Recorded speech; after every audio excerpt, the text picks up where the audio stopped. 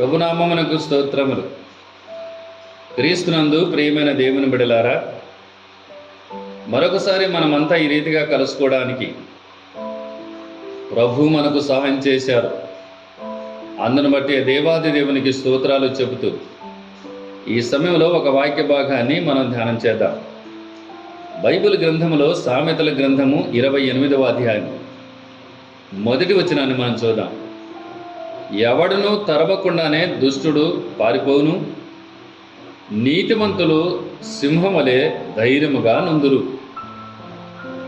నీతిమంతులట సింహము ఏ రీతిగా ఉంటారో ఆ రీతిగా ధైర్యంగా ఉంటారని బైబిల్ చెబుతుంది. మన ప్రభువైన యేసుక్రీస్తు వారు ప్రియులారా, మనకు ధైర్యాన్ని ఇచ్చే దేవుడు, బలాన్ని ఇచ్చే దేవుడు. కనుక కొన్ని సందర్భాల్లో మనము భయపడుతూ అననుకూల పరిస్థితుల్లో కృంగిపోతూ ఉంటాం. అయితే బైబిల్ చెబుతున్న మాట ఏంటంటే, నీతిమంతులైతే సింహంలాగా ధైర్యంగా ఉంటారు. కనుక ఈ లోకంలో బ్రతికినంత వరకు సింహంలాగా బ్రతకాలి క్రైస్తవులు. బహు ధైర్యముగా బహు బలముగా దేవుని పనులు చేయాలి. అతి కృప దేవుడు మనకు సహాయం చేయనుగాక. ఆమేన్.